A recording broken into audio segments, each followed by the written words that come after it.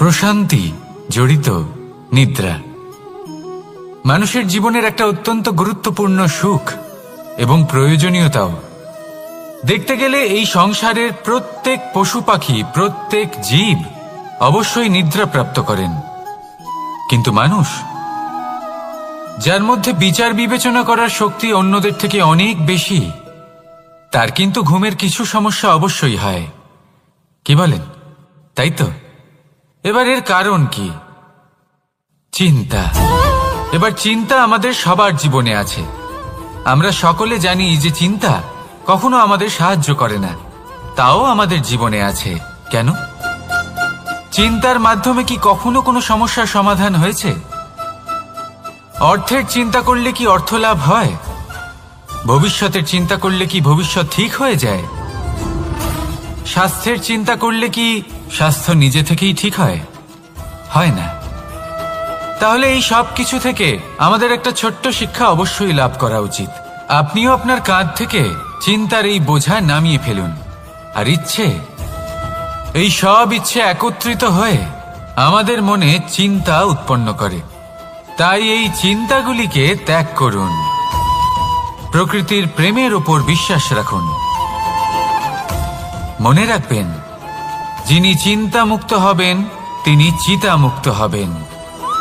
সুখের নিদ্রা প্রাপ্ত করুন, আর নিদ্রায় যাবার আগে আমার সাথে ভালোবেসে বলুন, রাধা রাধা। মহাদেব সেই দেবতা যিনি মহান, যাকে দেবতাদের দেবতা বলা হয়, যিনি হলেন আমার আরাধ্য। কখনো আপনার মনে এই প্রশ্ন এসেছে যে শিবকেই কেন মহাদেব বলা হয়, অন্য কোনো দেবতাকে কেন বলা হয় না? সেই কারণ মহাদেবের মধ্যে, ওনার মধ্যে এমন এক বিশেষ গুণ রয়েছে যা অন্য কারণ নেই।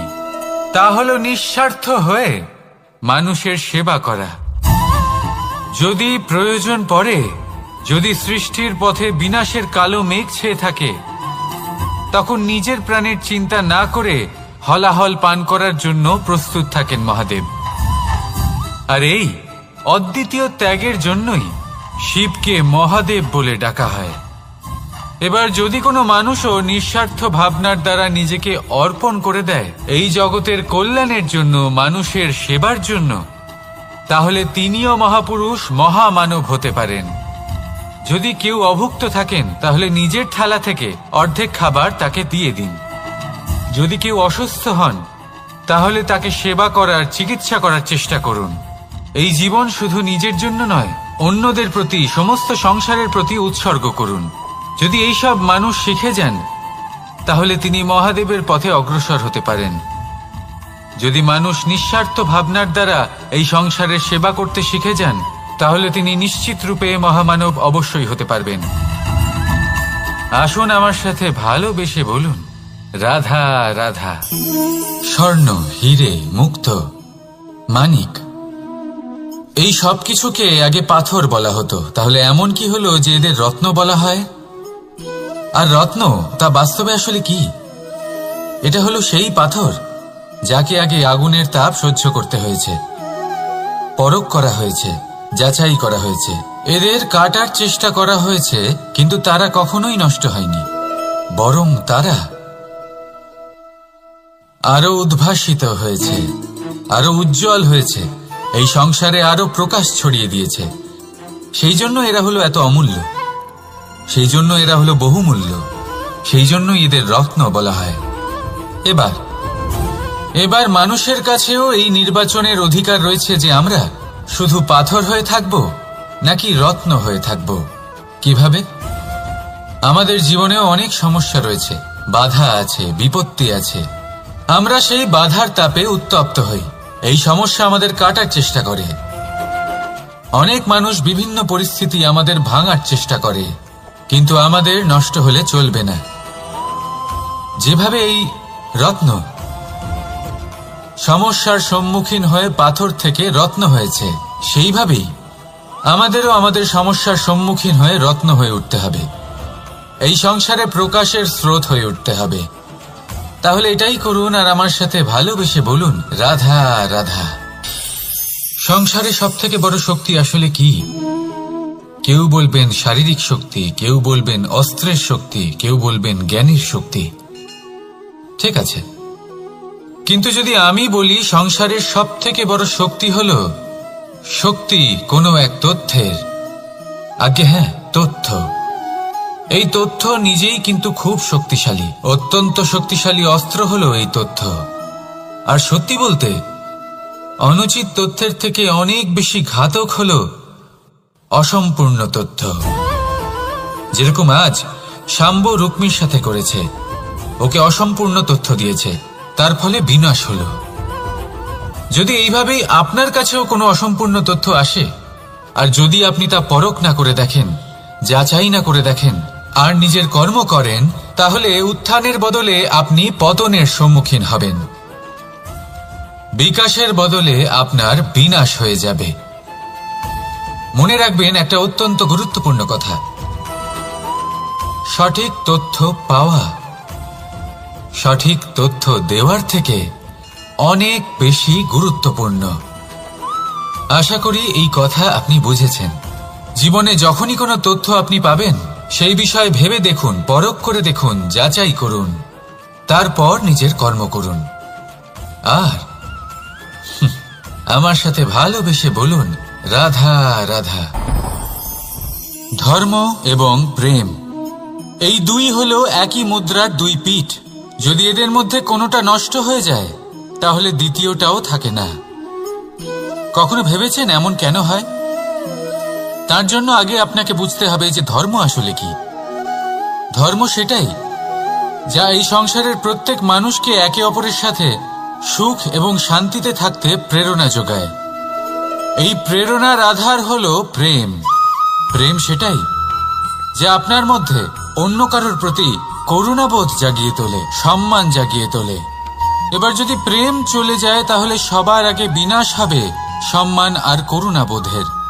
এবার যেখানে না প্রেম রয়েছে, না সম্মান রয়েছে, না করুণা রয়েছে, সেখানে ধর্ম কিভাবে বাস করবে? অশুভ ইচ্ছে জাগ্রত হয়ে ওঠে, ক্রোধ জাগ্রত হয়ে ওঠে, অহংকার জাগ্রত হয়ে ওঠে, আর তারপর আরম্ভ হয় অধর্মের।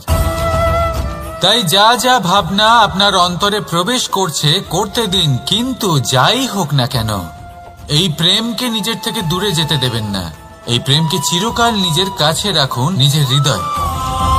আর এই প্রেম ভাব নিয়ে বলুন, রাধা রাধা। মানুষের জীবনে উন্নতি লাভ করার জন্য তিনটি স্তম্ভের প্রয়োজন হয়। প্রথম স্তম্ভ শিক্ষা।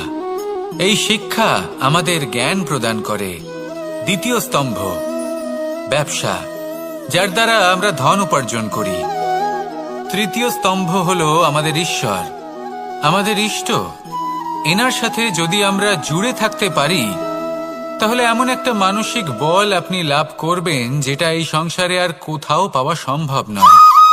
কিন্তু মানুষ অনেক সময় জীবনে এই তিনটি স্তম্ভ লাভ করা সত্ত্বেও সামনে অগ্রসর হতে পারেন না। তখনও জীবনে কঠিন পরিস্থিতি আসতেই থাকে। এমনটা ঠিক কেন হয়? কারণ সে জীবনে এই তিনটি স্তম্ভ লাভ করে নেয়, জীবনে প্রয়োগও করে, কিন্তু তার ভিতের কথা সে ভুলেই যায়। যেমন প্রথম স্তম্ভ অর্থাৎ শিক্ষা।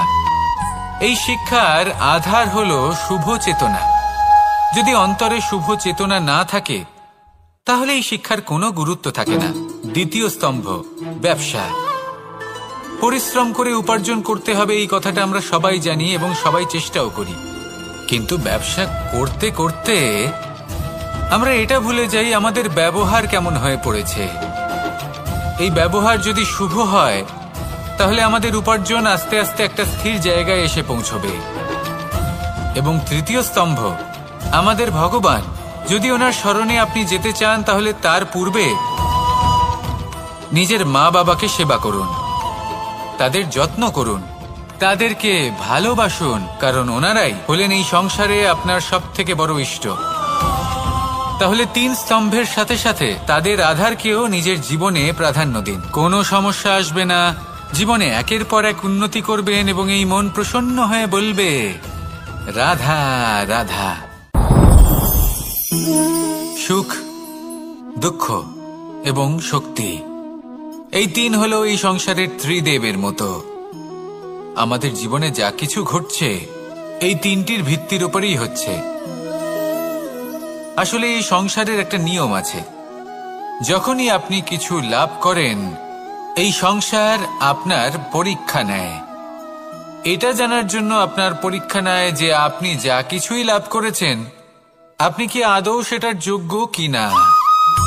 ঠিক সেইভাবেই এই সুখ, দুঃখ এবং শক্তি আপনার পরীক্ষা নিয়ে থাকে। যখন সুখ আসে তখন সে আপনার পরীক্ষা নেয় যে আপনার মধ্যে অহংবোধ জাগ্রত হয়নি তো। যদি অহংবোধ চলে আসে তাহলে সুখ সেখানেই সঙ্গ ত্যাগ করে।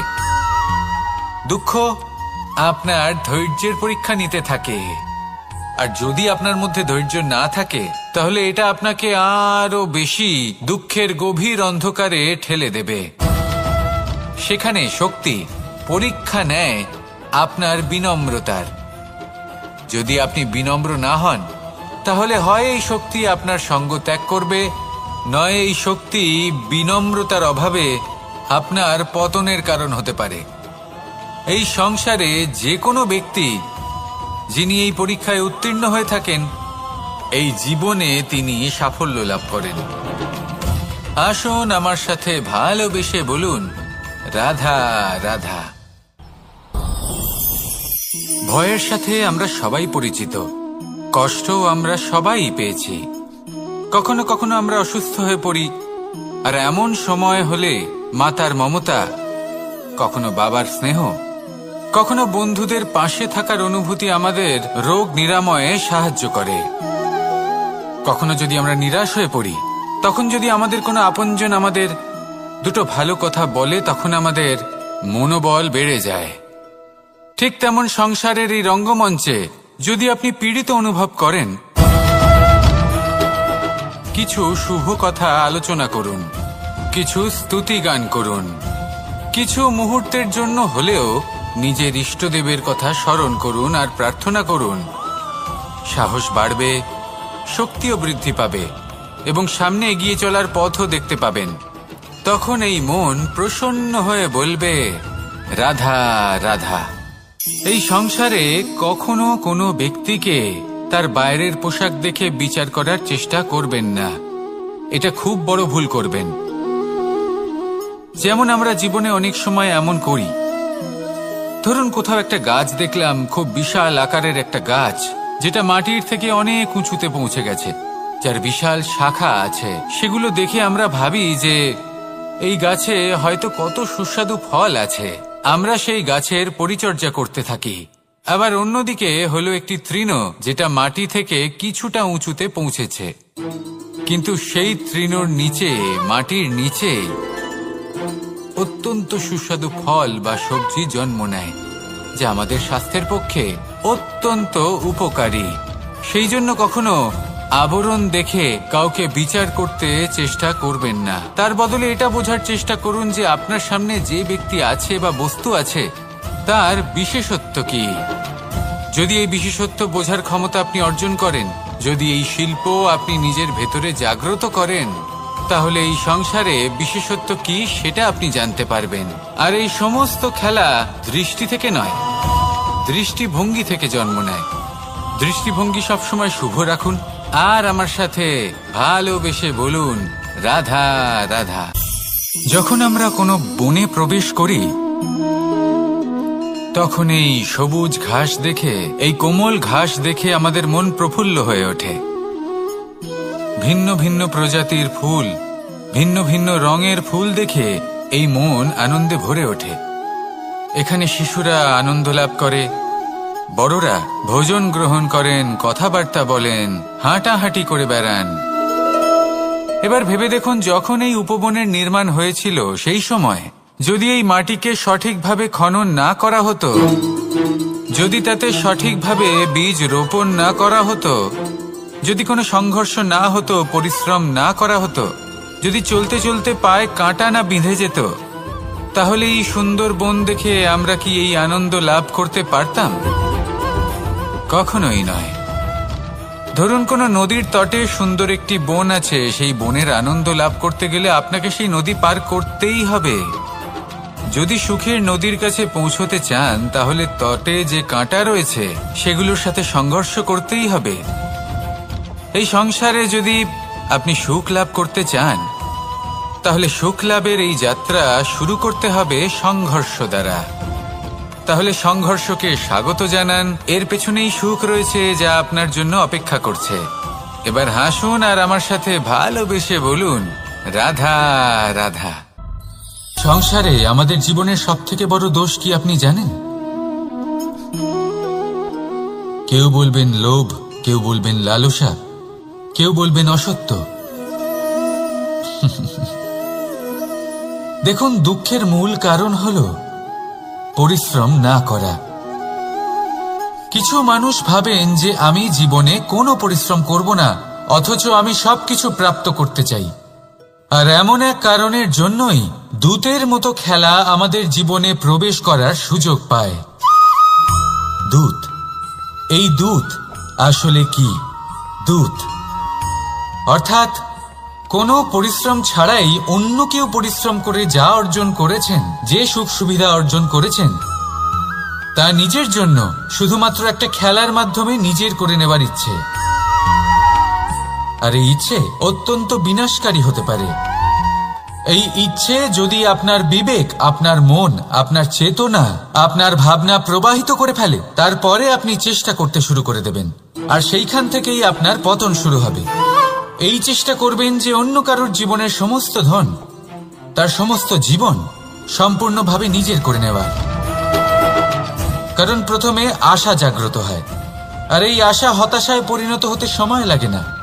এই হতাশা কুণ্ঠায় পরিণত হতে সময় লাগে না, কুণ্ঠা লোভে পরিণত হতে সময় লাগে না, আর এই লোভ প্রতিশোধ স্পৃহাতে পরিণত হতে সময় লাগে না। আর যখন এই সব কিছু হয়, আপনি দুষ্ট হয়ে যান।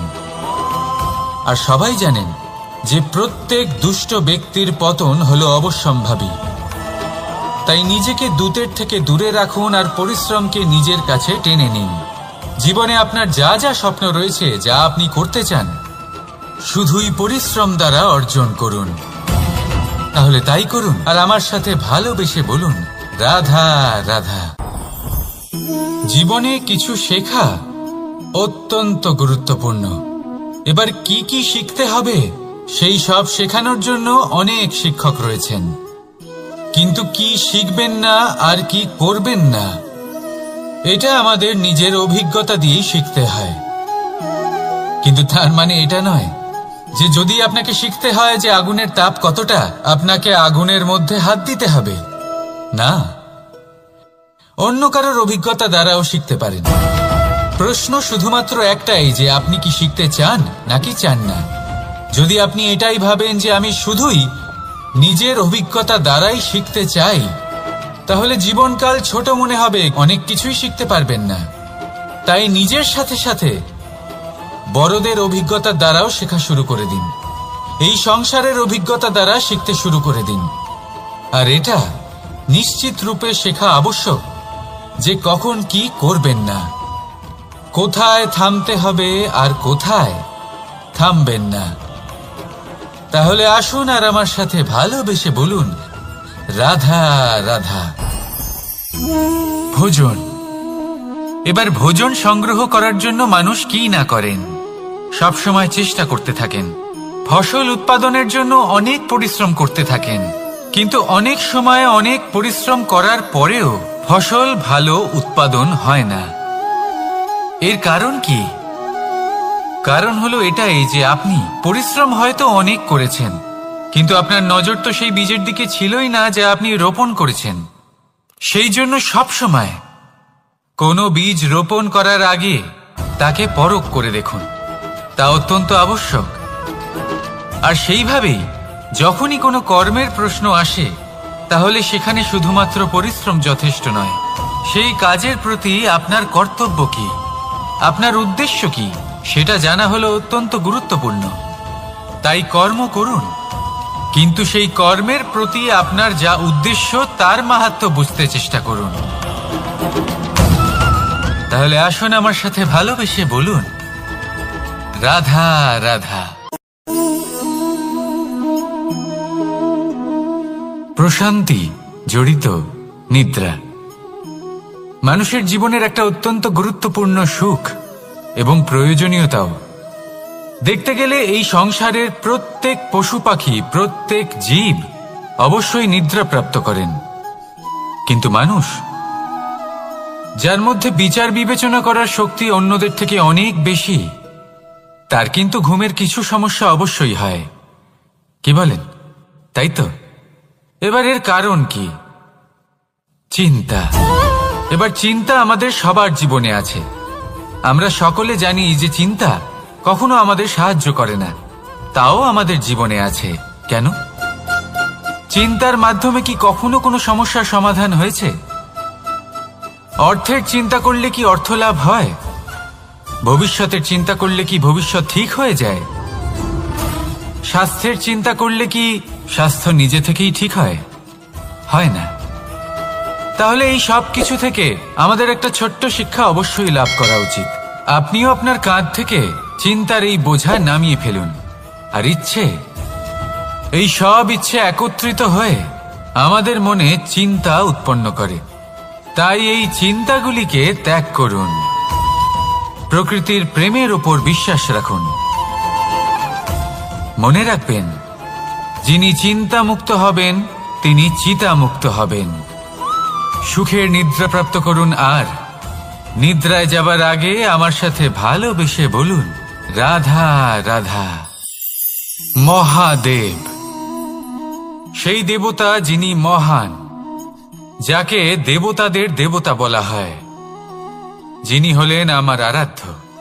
কখনো আপনার মনে এই প্রশ্ন এসেছে যে শিবকেই কেন মহাদেব বলা হয়, অন্য কোনো দেবতাকে কেন বলা হয় না? সেই কারণ মহাদেবের মধ্যে, ওনার মধ্যে এমন এক বিশেষ গুণ রয়েছে যা অন্য কারণ নেই। তা হলো নিঃস্বার্থ হয়ে মানুষের সেবা করা। যদি প্রয়োজন পড়ে, যদি সৃষ্টির পথে বিনাশের কালো মেঘ ছেয়ে থাকে, তখন নিজের প্রাণের চিন্তা না করে হলাহল পান করার জন্য প্রস্তুত থাকেন মহাদেব। আর এই অদ্বিতীয় ত্যাগের জন্যই শিবকে মহাদেব বলে ডাকা হয়। এবার যদি কোনো মানুষও নিঃস্বার্থ ভাবনার দ্বারা নিজেকে অর্পণ করে দেয় এই জগতের কল্যাণের জন্য, মানুষের সেবার জন্য, তাহলে তিনিও মহাপুরুষ, মহামানব হতে পারেন। যদি কেউ অভুক্ত থাকেন, তাহলে নিজের থালা থেকে অর্ধেক খাবার তাকে দিয়ে দিন। যদি কেউ অসুস্থ হন, তাহলে তাকে সেবা করার, চিকিৎসা করার চেষ্টা করুন। এই জীবন শুধু নিজের জন্য নয়, অন্যদের প্রতি, সমস্ত সংসারের প্রতি উৎসর্গ করুন। যদি এইসব মানুষ শিখে যান, তাহলে তিনি মহাদেবের পথে অগ্রসর হতে পারেন। যদি মানুষ নিঃস্বার্থ ভাবনার দ্বারা এই সংসারের সেবা করতে শিখে যান, তাহলে তিনি নিশ্চিত রূপে মহামানব অবশ্যই হতে পারবেন। আসুন আমার সাথে ভালোবেসে বলুন, রাধা রাধা। স্বর্ণ, হীরে, মুক্ত, মানিক, এই সব কিছুকে আগে পাথর বলা হতো। তাহলে এমন কি হলো যে এদের রত্ন বলা হয়? আর রত্ন তা বাস্তবে আসলে কি? এটা হলো সেই পাথর যাকে আগে আগুনের তাপ সহ্য করতে হয়েছে, পরখ করা হয়েছে, যাচাই করা হয়েছে, এদের কাটার চেষ্টা করা হয়েছে, কিন্তু তারা কখনোই নষ্ট হয়নি, বরং তারা আরো উদ্ভাসিত হয়েছে, আরো উজ্জ্বল হয়েছে, এই সংসারে আরো প্রকাশ ছড়িয়ে দিয়েছে। সেই জন্য এরা হলো এত অমূল্য, সেই জন্য এরা হলো বহুমূল্য, সেই জন্য এদের রত্ন বলা হয়। এবার মানুষের কাছেও এই নির্বাচনের অধিকার রয়েছে যে আমরা শুধু পাথর হয়ে থাকব নাকি রত্ন হয়ে থাকব। কিভাবে? আমাদের জীবনেও অনেক সমস্যা রয়েছে, বাধা আছে, বিপত্তি আছে। আমরা সেই বাধার তাপে উত্তপ্ত হই, এই সমস্যা আমাদের কাটার চেষ্টা করে। অনেক মানুষ বিভিন্ন পরিস্থিতি আমাদের ভাঙার চেষ্টা করে, কিন্তু আমাদের নষ্ট হলে চলবে না। যেভাবে এই রত্ন সমস্যার সম্মুখীন হয়ে পাথর থেকে রত্ন হয়েছে, সেইভাবেই আমাদেরও আমাদের সমস্যার সম্মুখীন হয়ে রত্ন হয়ে উঠতে হবে, এই সংসারে প্রকাশের স্রোত হয়ে উঠতে হবে। তাহলে এটাই করুন আর আমার সাথে ভালোবেসে বলুন, রাধা রাধা। সংসারে সব থেকে বড় শক্তি আসলে কি? কেউ বলবেন শারীরিক শক্তি, কেউ বলবেন অস্ত্রের শক্তি, কেউ বলবেন জ্ঞানের শক্তি। ঠিক আছে, কিন্তু যদি আমি বলি সংসারের সব থেকে বড় শক্তি হল শক্তি কোনো এক তথ্যের, আজ্ঞে হ্যাঁ, তথ্য। এই তথ্য নিজেই কিন্তু খুব শক্তিশালী, অত্যন্ত শক্তিশালী অস্ত্র হলো এই তথ্য। আর সত্যি বলতে অনুচিত তথ্যের থেকে অনেক বেশি ঘাতক হলো অসম্পূর্ণ তথ্য। যেরকম আজ শাম্ব রুক্মির সাথে করেছে, ওকে অসম্পূর্ণ তথ্য দিয়েছে, তার ফলে বিনাশ হলো। যদি এইভাবেই আপনার কাছেও কোনো অসম্পূর্ণ তথ্য আসে, আর যদি আপনি তা পরখ না করে দেখেন, যাচাই না করে দেখেন, আর নিজের কর্ম করেন, তাহলে উত্থানের বদলে আপনি পতনের সম্মুখীন হবেন। বিকাশের বদলে আপনার বিনাশ হয়ে যাবে। মনে রাখবেন একটা অত্যন্ত গুরুত্বপূর্ণ কথা, সঠিক তথ্য পাওয়া সঠিক তথ্য দেওয়ার থেকে অনেক বেশি গুরুত্বপূর্ণ। আশা করি এই কথা আপনি বুঝেছেন। জীবনে যখনই কোনো তথ্য আপনি পাবেন, সেই বিষয়ে ভেবে দেখুন, পরখ করে দেখুন, যাচাই করুন, তারপর নিজের কর্ম করুন। আর আমার সাথে ভালোবেসে বলুন, রাধা রাধা। ধর্ম এবং প্রেম, এই দুই হলো একই মুদ্রার দুই পিঠ। যদি এদের মধ্যে কোনোটা নষ্ট হয়ে যায়, তাহলে দ্বিতীয়টাও থাকে না। কখনো ভেবেছেন এমন কেন হয়? তার জন্য আগে আপনাকে বুঝতে হবে যে ধর্ম আসলে কি। ধর্ম সেটাই যা এই সংসারের প্রত্যেক মানুষকে একে অপরের সাথে সুখ এবং শান্তিতে থাকতে প্রেরণা যোগায়। এই প্রেরণার আধার হলো প্রেম। প্রেম সেটাই যা আপনার মধ্যে অন্য কারোর প্রতি করুণাবোধ জাগিয়ে তোলে, সম্মান জাগিয়ে তোলে। এবার যদি প্রেম চলে যায়, তাহলে সবার আগে বিনাশ হবে সম্মান আর করুণাবোধের। এবার যেখানে না প্রেম রয়েছে, না সম্মান রয়েছে, না করুণা রয়েছে, সেখানে ধর্ম কিভাবে বাস করবে? অশুভ ইচ্ছে জাগ্রত হয়ে ওঠে, ক্রোধ জাগ্রত হয়ে ওঠে, অহংকার জাগ্রত হয়ে ওঠে, আর তারপর আরম্ভ হয় অধর্মের। তাই যা যা ভাবনা আপনার অন্তরে প্রবেশ করছে, করতে দিন, কিন্তু যাই হোক না কেন, এই প্রেমকে নিজের থেকে দূরে যেতে দেবেন না। এই প্রেমকে চিরকাল নিজের কাছে রাখুন, নিজের হৃদয়। আর এই প্রেম ভাব নিয়ে বলুন, রাধা রাধা। মানুষের জীবনে উন্নতি লাভ করার জন্য তিনটি স্তম্ভের প্রয়োজন হয়। প্রথম স্তম্ভ শিক্ষা। এই শিক্ষা আমাদের জ্ঞান প্রদান করে। দ্বিতীয় স্তম্ভ ব্যবসা, যার দ্বারা আমরা ধন উপার্জন করি। তৃতীয় স্তম্ভ হলো আমাদের ঈশ্বর, আমাদের ইষ্ট। এনার সাথে যদি আমরা জুড়ে থাকতে পারি, তাহলে এমন একটা মানসিক বল আপনি লাভ করবেন যেটা এই সংসারে আর কোথাও পাওয়া সম্ভব নয়। কিন্তু মানুষ অনেক সময় জীবনে এই তিনটি স্তম্ভ লাভ করা সত্ত্বেও সামনে অগ্রসর হতে পারেন না। তখনও জীবনে কঠিন পরিস্থিতি আসতেই থাকে। এমনটা ঠিক কেন হয়? কারণ সে জীবনে এই তিনটি স্তম্ভ লাভ করে নেয়, জীবনে প্রয়োগও করে, কিন্তু তার ভিতের কথা সে ভুলেই যায়।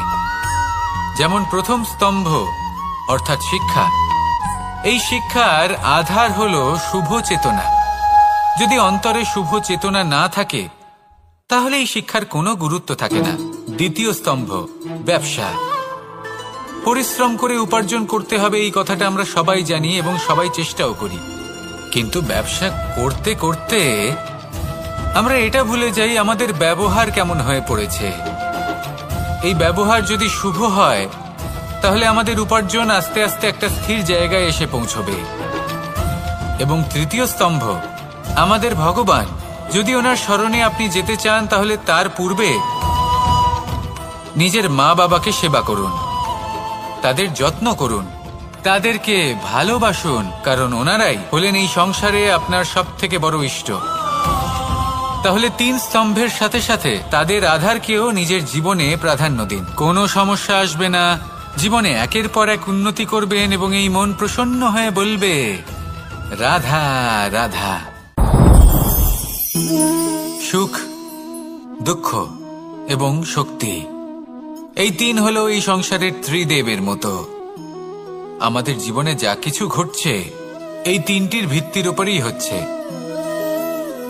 আসলে এই সংসারের একটা নিয়ম আছে, যখনই আপনি কিছু লাভ করেন এই সংসার আপনার পরীক্ষা নেয়। এটা জানার জন্য আপনার পরীক্ষা নেয় যে আপনি যা কিছুই লাভ করেছেন আপনি কি আদৌ সেটার যোগ্য কিনা। ঠিক সেইভাবেই এই সুখ, দুঃখ এবং শক্তি আপনার পরীক্ষা নিয়ে থাকে। যখন সুখ আসে তখন সে আপনার পরীক্ষা নেয় যে আপনার মধ্যে অহংবোধ জাগ্রত হয়নি তো। যদি অহংবোধ চলে আসে তাহলে সুখ সেখানেই সঙ্গ ত্যাগ করে। দুঃখ আপনার ধৈর্যের পরীক্ষা নিতে থাকে, আর যদি আপনার মধ্যে ধৈর্য না থাকে তাহলে এটা আপনাকে আরো বেশি দুঃখের গভীর অন্ধকারে ঠেলে দেবে। সেখানে শক্তি পরীক্ষা নেয় আপনার বিনম্রতার। যদি আপনি বিনম্র না হন তাহলে হয় এই শক্তি আপনার সঙ্গ ত্যাগ করবে, নয় এই শক্তি বিনম্রতার অভাবে আপনার পতনের কারণ হতে পারে। এই সংসারে যে কোনো ব্যক্তি যিনি এই পরীক্ষায় উত্তীর্ণ হয়ে থাকেন এই জীবনে তিনি সাফল্য লাভ করেন। আসুন আমার সাথে ভালোবেসে বলুন রাধা রাধা। ভয়ের সাথে আমরা সবাই পরিচিত, কষ্ট আমরা সবাই পেয়েছি। কখনো কখনো আমরা অসুস্থ হয়ে পড়ি, আর এমন সময় হলে মাতার মমতা, কখনো বাবার স্নেহ, কখনো বন্ধুদের পাশে থাকার অনুভূতি আমাদের রোগ নিরাময়ে সাহায্য করে। কখনো যদি আমরা নিরাশ হয়ে পড়ি, তখন যদি আমাদের কোনো আপনজন আমাদের দুটো ভালো কথা বলে তখন আমাদের মনোবল বেড়ে যায়। ঠিক তেমন সংসারের এই রঙ্গমঞ্চে যদি আপনি পীড়িত অনুভব করেন, কিছু শুভ কথা আলোচনা করুন, কিছু স্তুতি গান করুন, কিছু মুহূর্তের জন্য হলেও নিজের ইষ্টদেবের কথা স্মরণ করুন আর প্রার্থনা করুন। সাহস বাড়বে, শক্তিও বৃদ্ধি পাবে এবং সামনে এগিয়ে চলার পথও দেখতে পাবেন। তখন এই মন প্রসন্ন হয়ে বলবে রাধা রাধা।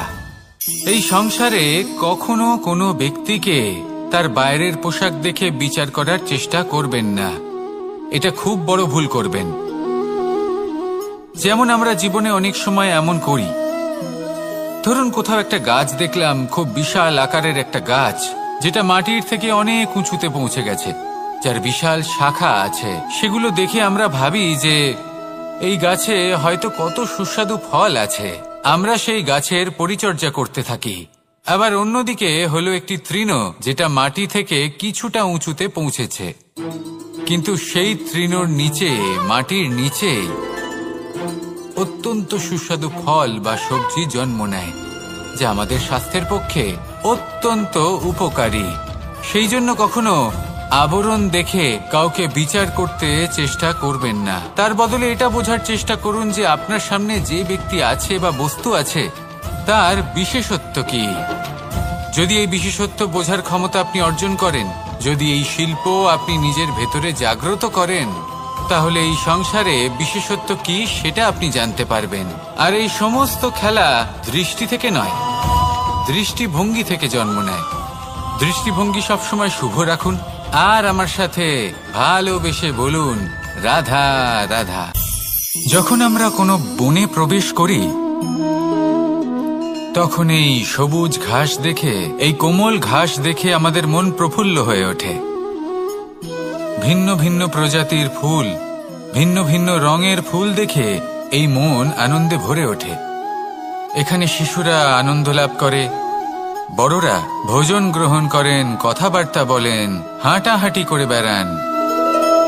এবার ভেবে দেখুন, যখন এই উপবনের নির্মাণ হয়েছিল সেই সময় যদি এই মাটিকে সঠিকভাবে খনন না করা হতো, যদি তাতে সঠিকভাবে বীজ রোপণ না করা হতো, যদি কোনো সংঘর্ষ না হতো, পরিশ্রম না করা হতো, যদি চলতে চলতে পায়ে কাঁটা না বিঁধে যেত, তাহলে এই সুন্দর বন দেখে আমরা কি এই আনন্দ লাভ করতে পারতাম? কখনোই নয়। ধরুন কোনো নদীর তটে সুন্দর একটি বন আছে, সেই বনের আনন্দ লাভ করতে গেলে আপনাকে সেই নদী পার করতেই হবে। যদি সুখের নদীর কাছে পৌঁছতে চান, তাহলে তটে যে কাঁটা রয়েছে সেগুলোর সাথে সংঘর্ষ করতেই হবে। এই সংসারে যদি আপনি সুখ লাভ করতে চান, তাহলে সুখ লাভের এই যাত্রা শুরু করতে হবে সংঘর্ষ দ্বারা। তাহলে সংঘর্ষকে স্বাগত জানান, এর পেছনেই সুখ রয়েছে যা আপনার জন্য অপেক্ষা করছে। এবার হাসুন আর আমার সাথে ভালোবেসে বলুন, রাধা রাধা। সংসারে আমাদের জীবনের সবথেকে বড় দোষ কি আপনি জানেন? কেউ বলবেন লোভ, কেউ বলবেন লালসা, কেউ বলবেন অসত্য। দেখুন, দুঃখের মূল কারণ হলো পরিশ্রম না করা।